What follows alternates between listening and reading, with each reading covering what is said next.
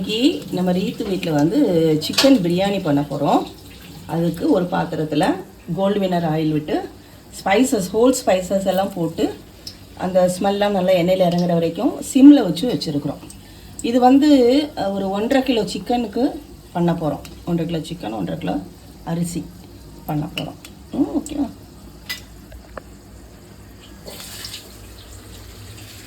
Side by side நாட்டுக்கோழி சுக்கா பண்ணிகிட்ருக்குறோம். இன்னும் complete ஆகலாமா, ready பண்ணிகிட்டே இருக்கும். இதில் கொஞ்சம் கூட தண்ணி எதுவுமே சேர்க்காம அந்த சிக்கன்லேருந்து வர்ற அந்த வாட்டர்லேயே இது நல்லா வெந்துட்டுருக்கு.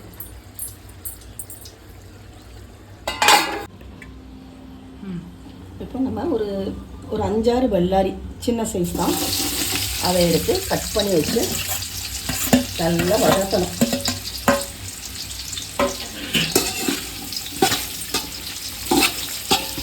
நல்லா வதங்கி வரட்டும்.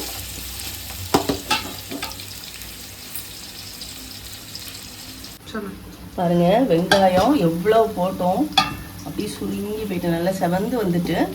இந்த டைமில் நம்ம தக்காளி ஒரு 3 தக்காளி ஆட் பண்ணிக்குவோம். ஆட் பண்ணி லேசாக வதக்கி விட்டு மூடி வச்சு குக் பண்ணணும். தக்காளி நல்லா மசிஞ்சு வரணும். இது மூடி வச்சு குக் பண்ண போகிறோம். இதில்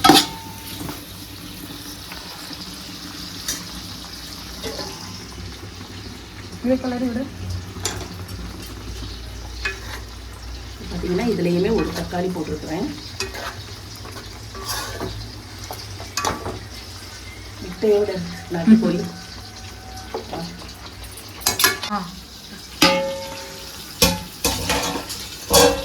பார்த்தீங்கன்னா தக்காளி போட்டிருக்கோம். எல்லாம் மசிஞ்சு வருது. நல்லா வெந்துட்டு, ஆனால் இது வெந்துட்டு நல்லாவே தக்காளி எல்லாம் மசிஞ்சிடும். உப்பு போட்டுச்சா? இல்லை, உப்பு போடலை.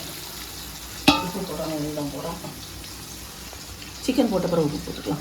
இதில் வந்து புதினா கொத்தமல்லி நல்லா ஒவ்வொரு பெட்டு இதுவுமே போட்ட உடனே பொருங்க நிறைய போட்டிருக்கோம். நல்லா வத்தி வந்துடும், சுருங்கிடும்.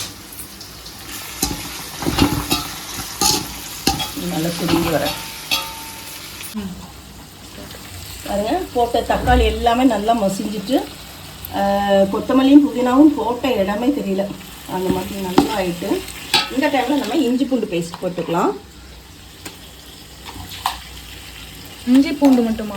இஞ்சி பூண்டு ஒரு 2-3 மிளகாய், கொஞ்சம் வெங்காயம் போட்டு அரைச்சி நல்லா மணமாக இருக்கும்.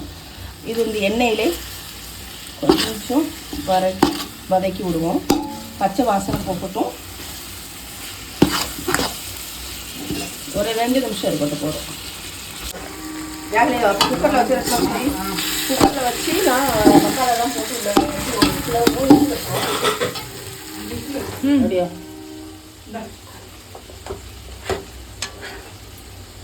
நல்லா எண்ணெய் பிரிஞ்சு வந்திருக்கு. இப்போ இதில் ரைஸ் நம்ம சேர்க்க போகிறோம். ஒரு 4 உலக்கு ரைஸ், சின்ன உலக்குக்கு 4 இது எடுத்து வச்சுருக்கிறோம். அதை இதில் சேர்த்து எண்ணெயில் லேசாக பரட்டி எடுத்துக்கலாம். ஓகேவா? இது என்ன அரிசி? Basmati, India Gate basmati. அரிசி கொஞ்சம் பொடி சேர்ந்த மாதிரி இருக்குது. இது வந்து பார்த்திங்கன்னா இப்போ ரைஸ் போட்டு நல்லா கிளறி கொடுத்து வச்சுருக்குறோம். ஓகேவா? நல்லா இந்த எண்ணெயில் இந்த மசாலாவில் ஸ்பைசஸில் இந்த அரிசி கொஞ்சம் நேரம் நம்ம தண்ணியில் தானே ஊற வைப்போம். இப்போ லேசாக எண்ணெயில் ஊற வச்ச மாதிரி வச்சுருக்குறோம். இப்போ மூடி வச்சுருக்கோம். இது ஒரு மெத்தட் பாருங்கள், ரொம்ப டேஸ்ட்டாக இருக்கும். இப்போ வேறு ஒரு ஃப்ரை பேன் வச்சு அதில் என்ன செய்கிறோன்னா கொஞ்சம் ஆயில், கோல்டு வினர் விட்டுருக்கோம். இதில் வேறு ஒன்றும் நீங்கள் பண்ண வேண்டாம். இந்த சிக்கன் எடுத்து இதான் இப்போ நான் வேறு ஒன்றுமே செய்யலை, வெறும் எண்ணெயில் போட்டிருக்கிறேன். ஓகேவா?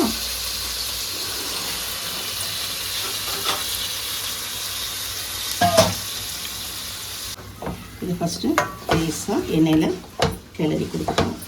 அவ்வளோ டேஸ்ட்டாக இருக்கும். இது ஒரு நாள் இப்படி பண்ணி பாருங்கள். சிக்கனுக்கு தேவையான அளவு மட்டும் இதில் உப்பு போட்டுக்கலாம். ஓகேவா? ரொம்ப வேண்டாம். அரிசிக்கெல்லாம் அதில் போட்டுக்கலாம். சிக்கனுக்கு மட்டும் போட்டுட்டு கொஞ்சம் மஞ்சள் தூள் லைட்டாக இனஃப். இது நல்லா பார்த்தீங்கன்னா இப்போ சிக்கன் வந்து தண்ணியே விடலை, அந்த எண்ணெயிலேயே நல்லா வெந்து மணமாக இருக்குது. வெறும் சிக்கனே இதில் வந்து வத்தத்தூள் போட்டுக்கிறோம், தேவையான அளவுக்கு வத்தத்தூள் போட்டுக்கோங்க. அப்புறம் இது வந்து மல்லி, அப்புறம் சீரகம், பெருஞ்சீரகம் எல்லாம் போட்டு வறுத்து அரைச்சது. இது போட்டால் ரொம்ப மணமாக இருக்கும். சின்ன சீரகம், பெருஞ்சீரகம் எல்லாம். அதுக்கப்புறம் அது ஒரு 2 ஸ்பூன் போட்டிருக்கேன். பிரியாணி மசாலா இதுவுமே வீட்டிலே பண்ணது தான். ஹோல் ஸ்பைசஸ் எல்லாம் போட்டு அது ஒரு 2 ஸ்பூன். மற்ற எந்த மசாலாவும் போடலை. இதை கலந்து கொடுத்து மூடி வச்சு இன்னும் ஒரு 2 நிமிஷம் வச்சா போதும். அப்போ நம்ம பிரியாணியில் மசாலா ஆட் பண்ண வேண்டாமா? அந்த மசாலா வைத்து ரொம்ப மசாலா போட்டால் அந்த மசாலா வாட ரொம்ப இருக்கும். இப்போ தயிர் கொஞ்சம் விட்டுக்கலாம். ஒரு 2-3 ஸ்பூன் போதும், ரொம்ப எல்லாம் வேண்டாம். ஓகே, போதும்.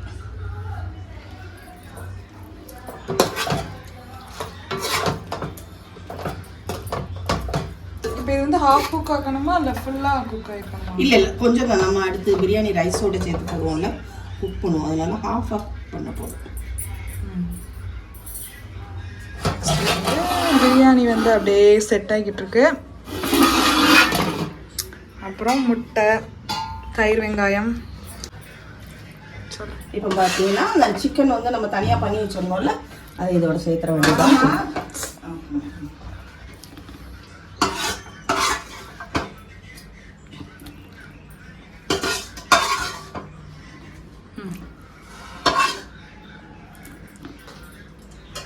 இப்போ இதில் வந்து அரிசிக்கு டபுளாக தண்ணி எடுத்துருக்கிறேன். எடுத்து இதோட சேர்த்து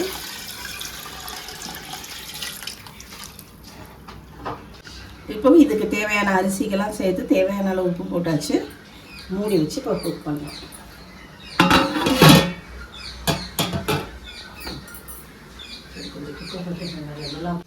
இப்போ பாருங்கள், இந்த தவாவை வச்சுட்டு எனக்கு ஏன்னா அந்த பிரியாணி பாட்டோட கீழே வந்து கொஞ்சம் மெல்லிஸாக இருக்குது, அடி பிடிக்கிற மாதிரி இருக்குது. அதனால் ஒரு பாட்டு தவாவை வச்சுறேன். வச்சுட்டு இது எதுக்கு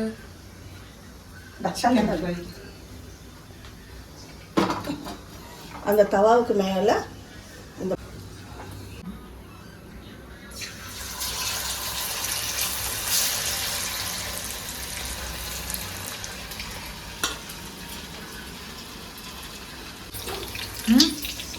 நல்ல சிந்தத்துக்கும் பிடிச்சிடலாம்.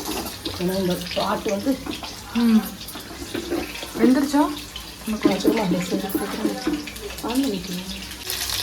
ஒரு சைடில் சிக்கன் ஃப்ரை ஆகிட்டு இருக்குது. பார்த்தீங்கன்னா நமக்கு பிரியாணியும் ஆல்மோஸ்ட் ரெடி ஆகிட்டு, லாஸ்ட்டில் ஒரு அரை மூடி லெமன் புளிஞ்சு விட்றேன். ஓகேவா? புளிஞ்சு விட்டுட்டு பிரியாணி நம்ம அரைச்சி வச்சோம்னா பிரியாணிக்கு உள்ள மசாலா அது கொஞ்சம் ஃபைனல் டச். அப்புறம் மீட். அவ்வளோதான். லேசாக கிளறி கொடுத்து ஒரு 2 நிமிஷம் மட்டும் நம்ம மூடி வச்சுட்டு ஸ்டவ் ஆஃப் பண்ணிடுவோம்.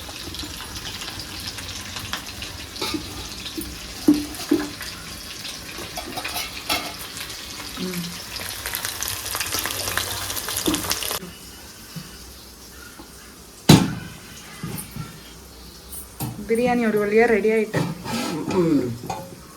வா, நல்ல மனமாக இருக்குல்ல? நிஜமாவே சூப்பராக இருக்குது. பார்க்கவே நல்லா இருக்கு. சாப்பிட்டா வேற லெவலில் இருக்கும்னு நினைக்கிறேன். சாப்பிட்டு பார்ப்போம்.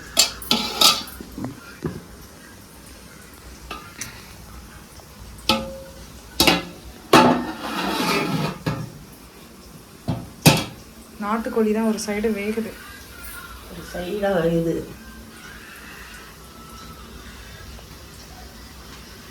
ரெடி ஆகிட்டு இது வந்து பிரியாணி, சிக்கன் பிரியாணி. அதுக்கப்புறம் பார்த்தீங்கன்னா நாட்டுக்கோழி சுக்கா, நாட்டுக்கோழி சுக்கா. எக்கில் 8 எக்கு இந்த மாதிரி இருந்தது. ஓகே. அதுக்கப்புறம் பார்த்தா சிக்கன் ஃப்ரை கொஞ்சம், தயிர் வெங்காயம். ஓவரால் லஞ்ச் வந்து ரெடி ஆகிட்டேன்.